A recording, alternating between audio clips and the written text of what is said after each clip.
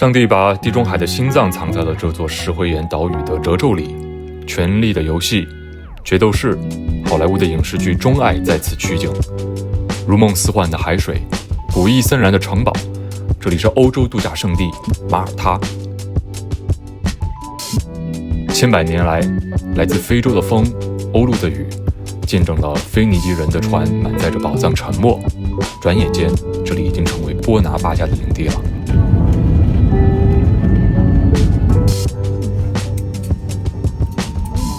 直接坐这个公交车就可以去蓝洞机场那儿，可以坐一个直达的公交车，只要18分钟。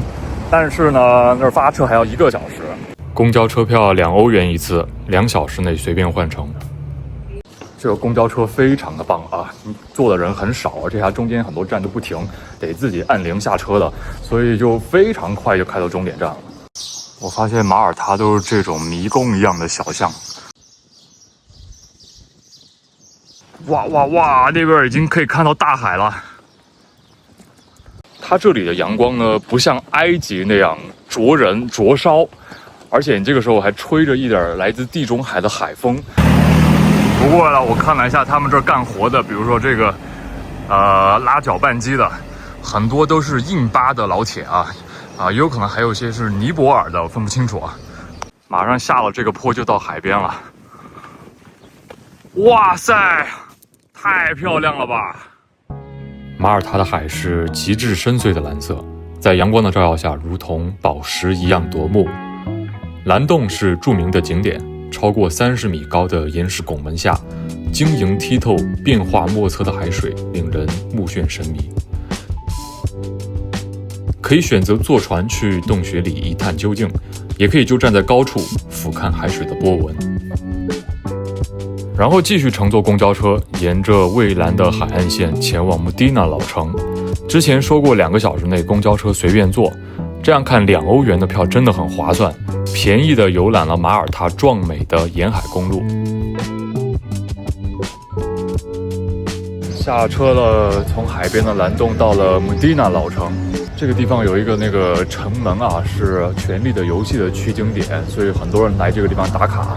《权力的游戏》第1季第3集，凯特琳进入君临城的2个镜头，就是在穆迪纳老城的城门拍摄。如今城门外有成群的马车等待客人，你也可以体验一把骑马进入君临城的感觉。穆迪纳十分的古老，从古代到中世纪，它一直是马耳他的首都。漫步在狭窄的街道、广场、教堂、餐馆和咖啡馆之间，中世纪和文艺复兴的气息扑面而来。因为建在山上，穆迪纳可能是最适合防御的地方。除了名字，整座城市没有阿拉伯人留下的痕迹。你可以登上城墙，俯瞰马耳他的城市景观。欧洲的这些大街小巷真的非常适合灵魂游荡，你可以对这里的文化一窍不通，但是依然可以徜徉其中。现在这儿有一个 dungeons， 就是监狱的意思，可以买票进去参观。哇，看起来有点像个鬼屋。哇，这个大哥也上了。充值2欧元，继续公交。坐公交来到了世界文化遗产瓦莱塔老城。瓦莱塔是马耳他现在的首都，其老城1980年被列入世界文化遗产。古典与现代的融合，在这里你既可以听音乐会，还可以看阿汤哥和史迪奇的电影。这里明显是马耳他的中心，世界各地的游客汇聚一堂。不出意料，韩国游客尤其多。我甚至在街上听到了阿里郎，请听。